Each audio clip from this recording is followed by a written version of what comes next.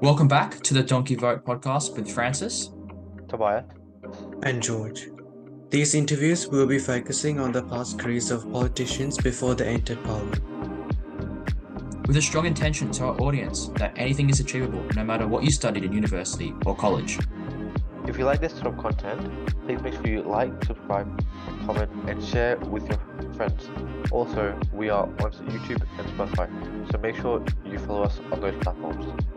Make sure to follow us on Instagram as well to keep updated with the latest episodes and reels that we release. Enjoy the interview. Today we are joined by Chris Hattingh. Am I pronouncing that correctly, Chris? Well, yes, it's actually Afrikaans surname. Hattingh is the way we pronounce it, but there are many different English pronunciations, but that'll do. I recognize it. Okay, that's good. That's good. And I believe you also represent the Northwest Province. Correct me if I'm wrong there. Yes, I'm from Yes. Potchefstroom. It's in the Northwest Province, one of the 9 provinces of South Africa. And yeah, so great to have you on the podcast, Chris. So just for our audience out there who may not know an entire lot about you and probably about the Northwest Province in general, could you give us a little brief description of both just before we get into the questions? About the Northwest Province? About the Northwest Province and about yourself as well, just a little brief description. Well, the Northwest Province, it's primarily a mining province, but that's going down. Gold is going down. Still a lot of platinum here, but for the rest, it's a very agricultural province, maize and cattle. So yeah, it's mostly a rural province. And then in Potchefstroom, where I come from, we have our major industry, I suppose, would be the university. It's a major economic driving force in this town. About me, I live in Potchefstroom. I was born here, went to university, went to the army. I had my pharmacy here, and I still operate from Potchefstroom. So for me, my whole life is actually centered around Potchefstroom. Okay. And I think as well, Potchefstroom's pretty close to Johannesburg. Correct me if I'm wrong there. It's not, I guess, too far. And it's close in terms of geographic standpoint, South Africa. And as you were saying as well, there's a lot of universities there. I think probably the biggest university in Northwest Province is based in Potchefstroom. Yes, indeed. We are about 120 kilometers, just more than an hour's drive from Johannesburg, southwest from Johannesburg. Yeah, and like I said, it's quite a biggish town in the northwest, one of the 4 big ones, and I think we've just far away from the city to avoid the city life. It's very much a town where you can reach anywhere within 10 minutes. It's a small town. And yeah, that's quite interesting as well. I guess similarly, probably in Australia, we've got those sort of small towns as well. But at least, as you were saying as well, Northwest Province probably does remind me a bit of the more, I guess, like Western Australia or Queensland, if you've heard of those states here where, those major industries around mining and, as you said, specifically gold and those sort of minerals are really, really important to the economy and to the infrastructure of Northwest Province. It is. Platinum now is perhaps becoming the major mineral. The gold with a very high gold price at present is still significant, but the resources are getting depleted. Mining has been going on for a long time, and many mines are closing down. It's not economic to have them anymore. Is just the high costs or just the fact they're just running low of actual minerals left in the mine? Yeah, well, the economy of that to get it out, it's very deep, and mines have their lifespan, and many of our gold mines have actually exceeded that now. I see. So yeah, so moving on to the questions then, Chris. My first question actually to you is, how was your high school and university life? And do you have any memorable moments you'd like to share for us on the podcast? Well, high school, I think I was average. I didn't play in the major sport at that stage, cricket and rugby. I was a runner in those days, did cross country. So you really had you had to be. You're not really in count if you don't play rugby. It was very prominent Or those cricket. days. So, You got to play one of the two sports, and I guess it's very similar in Australia as well. You either play yeah. rugby or you play cricket here too.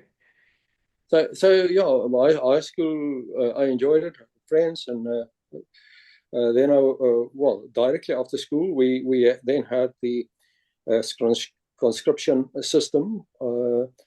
We finished my high school in the beginning of December, and the 4th of January the next year, 1966, I had to report at the military base here at Potch for military training. I was then 17 years old, and that's the way it was. So a lot of straight young from high kids, school. yeah. So a lot of young kids at that point really were going straight into I'm guessing because it was probably a very different South Africa than it is right now in terms of the government and that sort of thing. So I'm guessing a lot of young kids, especially Yeah. kids like yourself back in the day, would have been really forced to go into the military and serve at least, I guess, a couple of years in there to get some training up. Yeah, well, it was a different system and a different era and a different government, different dispensation, and some people simply did not do well in this compulsory military training environment. Others did well. Some, we have that. That's a problem with conscription, is that some people do not fit in, and they will never. And That's true. there are casualties along the way. That's a problem. That is really the problem. And I guess with with conscription, it does help, with raising up the military population and the active forces. But at the same time, there's some people who just genuinely aren't really cut out for the military who are forced to do it. So, and those sort of people at the end of the day probably aren't the best people you want to be in the military, because not only are they probably going to endanger the lives of fellow troops, but they're also probably going to endanger their lives and cause a lot of casualties. Yeah, well, I think that's a smaller portion of what happened then, or people were affected. I think for the bulk, many people actually got direction in their lives. They learned how to properly operate, how to plan, and learn discipline, learn the things that's important in life. Kids go out there, they've never made their own beds. Now suddenly they have to do their own washing, ironing, do their beds, do everything, even repair their own clothes. So, yeah, I think there's a lot of things that adds value to a person being in a disciplined environment. But like I said, not all people are like that. Some people really do very well in a disciplined environment, learn to plan, learn to think tactically, strategically. And that's all what the military is about. That's what I got out of the military, is to properly have my life directed and to properly plan and to think ahead. Which are all very, very important and key skills to have. And this actually correlates with our next question. So prior to Parliament, as you were saying, you served as a citizen force officer in various positions within the regiment of the Potchefstroom University, where you actually still are based. And finally, in your last 7 years, you served as a commanding officer. Can you talk to us a bit about your careers in the South African Defence Forces, and why do you think it's so important, and why do you may think it is so important for young people, especially now when a lot of people aren't as interested in joining the Defence Forces? Like, why do you think it's important for young people now, especially, to join the Defence Forces? Well, I started off doing my basic, and then I was still 17 when I went on a junior leaders course, officers course, and that was very important in my life. And there's a lot of things that I've learned there that I look back at. Then after my compulsory training, I went to university. I studied pharmacy, and I became a pharmacist. But during all the time, even during my 5 years of studies, I attended courses, military courses, and by the time that I finished my university studies, I was already a captain in my unit, and then it went on. I served in my unit for until 1990, and through all these years, the military courses and that's on the formal side, but also on the other side, the friends that you make, people that you can trust. There's a camaraderie that one build of in a unit. There's a lot of, sometimes there are tough times, but tough times make tough people. And Exactly. but even today, it's I've long left the military, and I've or that part of my career is in the citizen force. But I am on WhatsApp groups and on Facebook groups of the same people, the same band of people that we went through a lot of stuff in our lives. And I'm guessing as well, Chris. Yeah, sorry. Continue. Okay, but to get to your question, for a person to get into the military and a career, things have changed a lot. It's no, I grew up in the old British system of hard discipline and training in the defense force, but things have moved on. I think the recent conflict in the Ukraine showed us that military has become high-tech area. There's a lot of very specialized skills involved in the military these days, and I think it's not just a soldier, a rifleman anymore that can join the army and find a life there. There are so many opportunities in the defense force if one applies one's mind, because it's high tech and things are developing very, very fast. Exactly. And, as you were saying, there's more to the army now than just someone carrying a rifle or a weapon around. There's a lot of technological battles. There's a lot of drones involved now, a lot of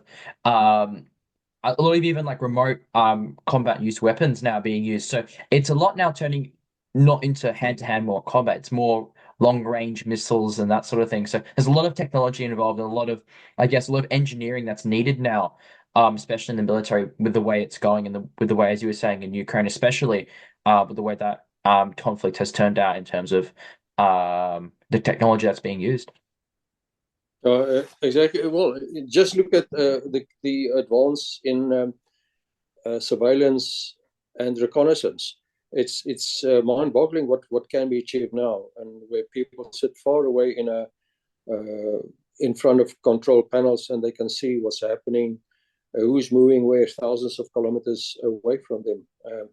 It's very high tech, and I think there's a lot of opportunity in the defense force for the right person. Exactly. And addressing the last question as well, do you think maybe more young people should try and get involved in the defense forces, especially, or do you think it's a bit of do you think?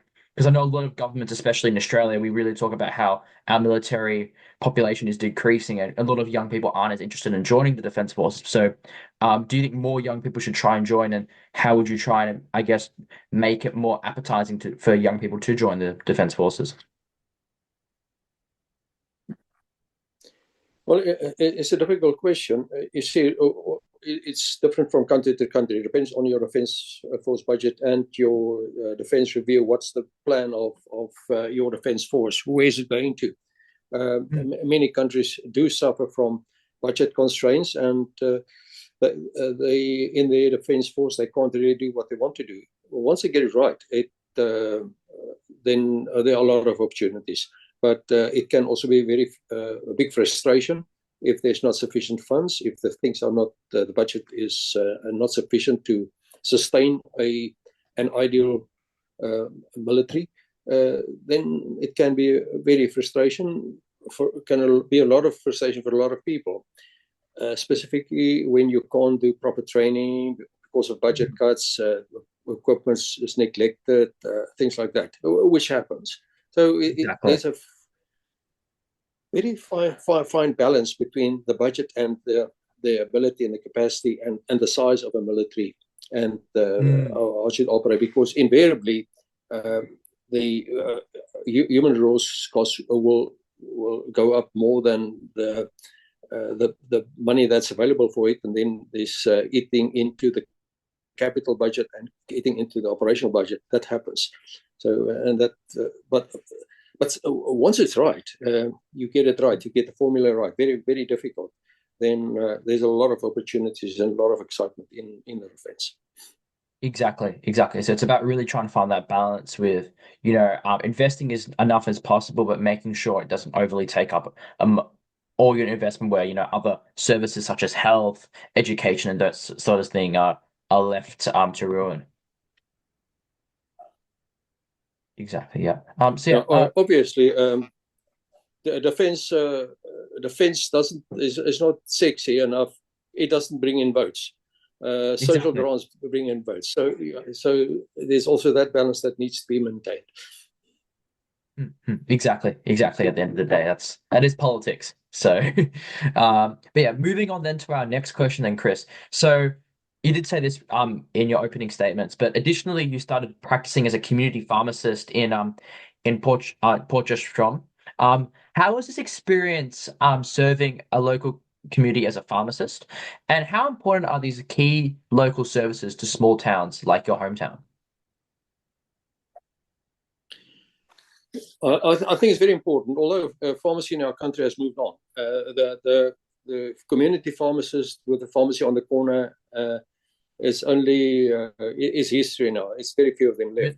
It's all going. The pharmacy went into the big corporates, into big business. So it's big pharmacies in a mall. Only in small towns you still have the pharmacy on the corner, and that's economics, but it's in a way sad as well, because in a community pharmacy you learn to know the whole family, the great grandparents, grandparents, the children, and You serve they the had whole family, basically. they had the liberty to phone you at 3 o'clock in the morning and say, look, we've got this problem. You get up, you go to pharmacy, you assist. I think that's unheard of in these days, but that's where I come from. But times have moved on. In pharmacy, one has actually become a number, and the personal touch, I think, is now gone. Quite sad with that's with I guess with big profits and big corporates taking over, it's probably more economically viable, but you do lose that sort of community connection as you were talking about there. I mean, I guess it only does exist in small towns now, which is quite similar to Australia as well. Where I live, you cannot really find a community pharmacist anyway. It's all the major big players in the pharmacy industry, and it's with all sorts of companies. Gone are the days where you would go to a local general store or local shop to get your groceries, get your milk and bread, and that sort of thing. Now it's with all the big supermarket chains. So I guess it's more economically viable in terms of cheaper costs, but you do lose that community connection you build with the shop owners and with the store owners of those businesses. No, that's indeed that's a loss, and I don't think the new generation actually know anything about how it was in the past. Yeah, but it's more economic, more cost efficient, and that's the way the future will be. Exactly. That's how society moves forward. We can't really move back and go back to the past. We've got to continue to move forward and technologically advance and that sort of thing, I guess. So, moving on to our next question then, Chris. So you've been involved in South African politics for quite a long time now, 25 years, I think. What have been some of your greatest moments as a legislator in South African politics, whether that be in the Northwest Legislative Assembly or whether that be in South African Parliament? And do you have any regrets within your political career? Well, I'm actually involved a bit longer, although I became a city councillor in Potchefstroom in 1988. Oh wow! So that was even that was even pre the ending of apartheid. So very different times in South Africa. So I served as a councillor until 1999, and then as part of the then Democratic Party, I became 1988. I moved to the Democratic Party, and I was actually the only public representative in the whole of the province belonging to the Democratic Party. It was quite a foreign party in this type of environment where I come from. It was not a very popular party, and then I stood for the Democratic Party in the 1990 elections, and I was elected to the provincial legislature. Being the provincial leader, and my party preferred that provincial leaders actually serve in the provincial legislatures. So that's why I served for 16 years. and then after that, in 2016, I moved to Parliament. But you say about the biggest moments. I think in the early days, in 1999, in the provincial legislature, it was 5 years into the democracy. Things were still very much in development phase. I think the inroads that we made there, having an impact where suddenly we had a local TV station coming from the old Bophuthatswana era. It was one of the homelands, which was very prominent. And our party became very prominent in that because of our active role in debates and serving on the committees and having input on communities. So that was a very exciting time. And I think if I look back, the early days, the early 5 years in the provincial legislature was perhaps the most exciting and perhaps also the most rewarding. I guess as well, because at that, yeah, as you were saying, Chris. I was the only member of our party in a 33-member legislature. So we didn't have numbers, but we were accommodated and our views were respected in committees, and that was really perhaps for myself a memorable time. And I guess that being your first time as a legislator and being a member of any sort of local government or Parliament in general would be close to your heart and be something that you really do remember quite a lot. And I guess a lot of those in that time as well, being a Democratic Party member, as you were saying, was especially probably in your area as well. In that time with the transition from going away from apartheid, it'd been quite rare to have a non-national party member of any sort of government at that point. So it would have been quite an interesting time for you, especially. But at least they were quite accommodating for you, and you were able to sit on committees and work out legislation with them. Well, yes, there was an anomaly. Not many members of the Democratic Party in those days were actually Afrikaans speaking. It was even the language was an issue. So, yeah, but a lot of things have changed. And a year later, we had the formation of the Democratic Alliance, which was the amalgamation of the National Party, the Democratic Party, as well as a federal alliance, three parties that got together. Then actually things started to snowball and grow. But the early days was really exciting times and also demanding times. But those, in response to your question, those were perhaps my most memorable days in the legislature. Quite interesting there, Chris. So then moving on to our next question. Who would you say is your political role model or idol? And it doesn't have to be from a South African perspective, it could be from a world perspective, but who would you say that is? Well, I think in a South African perspective, let's start there. I think a very fascinating woman was Helen Zille, who stood alone in Parliament and fought the system over many, many years. But if you look at what she's done, she's always went back to the principle. It was a principled approach. And you could not find a fault on that. It is a principled approach, and she stood her ground in very adversarial circumstances in those days. And I think following from that, I think Helen Zille, a very controversial woman, but I really admire her for always sticking to the principle, getting back to the principle, getting back to the Constitution, what is right. Sometimes in debates one can get easily diverted, but to be brought back to the core values every time. I think that coming from Helen Suzman's time, that made the most impression on me. Then internationally, I have a very keen interest in wars and in the military, and I think some of the quotes from Churchill always continue to fascinate me. The wisdom he had, he's also got a South African history where he was here in the Anglo-Boer War and he got arrested here. but he was a very wise person, and I love to read some of his quotes. That's quite interesting as well because he does have a lot of interesting stories, especially from his time during being a prime minister during a world war in World War II. So he's quite an I guess interesting but also pretty good political role model and Helen Zille, who's probably one of the most famous Democratic Alliance MPs in history. So two good idols and models to look up to there, Chris. So then moving on to our next question. Um, what made you run for South African Parliament?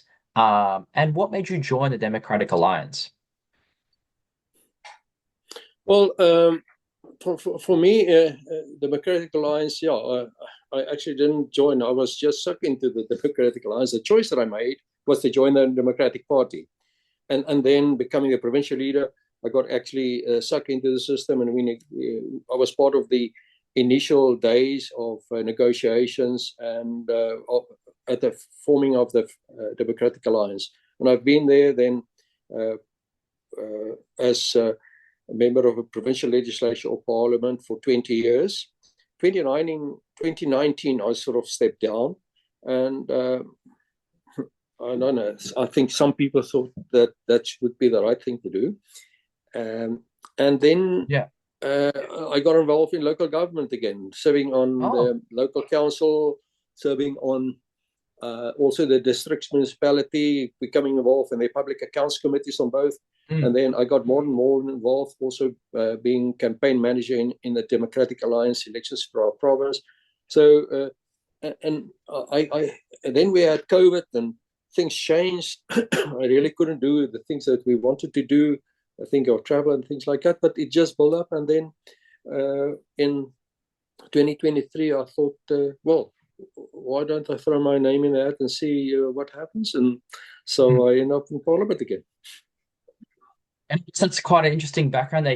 You thought maybe at the end of 2019 that'd be the end of your political career, and I guess, and you might not come back to national parliament, but at the end of the day, things do change in politics. And I'm guessing a lot of the Democratic Alliance MPs are very appreciative that you're back in parliament with your wealth of experience there, Chris. Well, I don't know.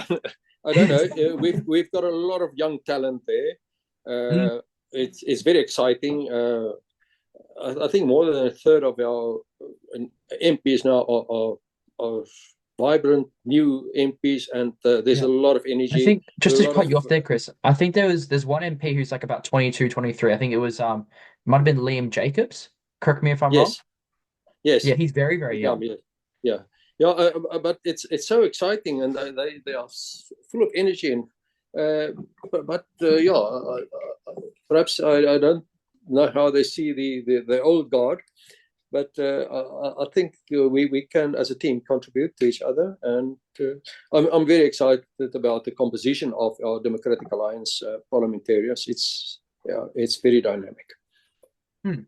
And it's good as well to have that sort of wealth of experience with also new talent, because it does represent more of South Africa in a sense that, not everyone in the population is extremely young. And, you got to have that representation. I guess as well that with one of the great things about the Democratic Alliance, as I was speaking to Edmund Bath with, it's really the only political party in South Africa that fully represents South Africans. It's got white South African members, African South African members. It's got Indian South African members. It's got young and old. It's basically the most diverse and probably represents South Africa the best out of all the political parties in the parliament. Well, certainly. So if you can look at a snapshot of any other party, you will be surprised how diverse we actually are. So, and we are representative of a very diverse community, diverse South Africa, and we're growing in that field, which is so important towards South Africa's especially development and moving forward, because you guys still are a very young democracy at the end of the day. So being able to have that different sorts of experiences and being able to represent the country as best as possible is really, really important. And it's something even as an Australian citizen I look at and I think our parliament doesn't really represent, in my opinion, Australians as well as South African Parliament does in terms of gender diversity and ethnic diversity. We don't have as many members of Parliament from an Asian background or even an African background. I don't think we have in our federal Parliament a single African Australian in the parliament, which is quite striking to some other countries. So, looking at the South African and a model and seeing how they've done in terms of their diversity is really, really a good way to approach it, especially from an Australian perspective. Well, yes, you are right, but certainly diversity should not be the driving force. Exactly. Diversity is important, but merit trumps everything. But there should be sensitivity about diversity, and I think in South Africa, the ANC has pushed for gender balance throughout, and they actually go on very rigid quotas, 50-50 in some instances. And although I don't subscribe to that, that certainly had an influence on other political parties and on the whole environment, the whole milieu, Exactly. political milieu. Yeah. And we're, especially in Australia, as well, the party I'm work for here, the Liberal Party, doesn't also have gender quotas as well. But I think in general, as you were saying, you can't just be elected. It is great to have diversity. It's something that we should push, of course, in Australia. But I do think as well, yeah, you've got to be elected on merit. You can't be just picked for a constituency, or you can't be picked for a list just because you look a certain way and you've got a certain gender with you, or you're from a ethnic background that's not very much seen in Parliament. So it's all about merit, and those other factors could come into play, and they're additional. But I think in general, it's all should be about merit and how you've done it and how you're able to contribute towards society and to Parliament. Yeah, certainly your genetic passport shouldn't be your ticket to wherever. And I'm up to my final question here, Chris. So finally, what's one piece of advice you'd give to students in 2024, especially those who are studying university or high school, as I know they probably would be in South Africa currently? But what advice do I give them? Well, in South Africa specifically, nowadays things have become very competitive. So whatever you do, go full out. There are not many opportunities. Life has become much more competitive. And one advice that I gave my children is to look at your qualifications in such a way that you don't have to look at government for an opportunity. If a government opportunity comes by the way, so that be it. But look wider, see how far, what you can do to become independent. But you really have to go. You've got one opportunity. I know when you get into university, it's fun. It's what a nice time of your life. But the basic reason why you're there is to get something to pave out your future. And well, proper the way that you what you do at university actually determines the way your life will turn out in future, the quality of your life. So you've got one opportunity, and you have to grasp it with all that you can, and without it, you can just sink away into mediocrity and don't achieve your goals. Everybody must have the opportunity to be the best that they can be, and to be at university or tertiary college is that opportunity that you have. I don't know, some people have wasted their time at school. It was actually more fun and games, and rugby and cricket and other things were very important. But your university, your tertiary education life is crucial in determining your future. So exactly, put everything in it. Exactly. And I guess one of the things we've really talked about on the podcast, well, in previous episodes, has really been about, taking every opportunity as you get. And, because you don't know at the end of the day if you'll get an opportunity as good as that in the future. So every opportunity you get along the journey, whether that be an internship in university, whether that be a job, a good job offer, you just got to take it. And you never know where you'll end up. So, it's important to work hard. Also, don't work yourself too much, but also try and take every opportunity possible to better yourself into the future. Yeah, indeed. Well, I don't know. Some people make mistakes. Some people go into a study direction that they actually make a mistake. But if they have to correct it, do it, because that's what you have to do for the rest of your life. Exactly. So if you have to change midstream, do it, but not for the wrong reasons. Do it for the right reasons. Exactly. Don't take a step back. Always try and maybe take a step forward and try and better yourself in terms of what university degree. But one saying as well, I used to always hear people say is, sometimes you got to take two steps back to move three steps forward or one step forward. So, sometimes maybe moving back and starting a degree over again, or choosing something else to study maybe a step backwards, but it could be a step in the right direction. Yeah, certainly. So in our country, we have the something with mathematics that actually come to bite many people later. At school, they struggle a bit with mathematics, and then they go to a lower grade of mathematics. And when they get to university, they suddenly find out that, well, I can't get into what I want to do because I haven't got the right level of mathematics. So that's a decision that they took. And it's very difficult to reverse. It'll take a year or so extra of your life. So I know it's very difficult for telling a 15, 16-year-old kid, the decision that you take now about mathematics will impact on the rest of your life. Exactly. Unfortunately, that is the case. Exactly. And those, I guess, it's difficult as a 15, 16-year-old to make those sort of decisions early on. But sometimes that's how life is, that's how schooling is. So, making those right decisions maybe from an early age is important. But I guess in a sense as well, being able to learn from those mistakes and being able to, in a sense, better your mistakes. And sometimes the people who make the most mistakes in life end up being the most successful people. So, don't take things too hard. And, if you make one mistake, don't think it's the end of the world, because another opportunity could arise, and and you could take another opportunity into the future. Indeed. Choices that we make, we will have to take responsibility for it, and that message doesn't come through early in our lives, but it's very important. The most important thing for a person is to, in the formation years, up to, well, through university, to do the best, to become the best that you can be. Obviously everybody has limits, but we must be right on the edge of our limits all the time. Exactly, Chris. 100% agree with you there. Always be on your limits and always try and better yourself and push yourself as much as possible.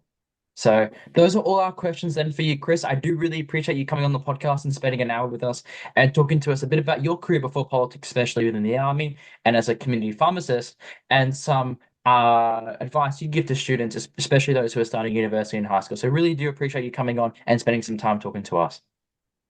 Thank you. That's really a pleasure. Thank you for this.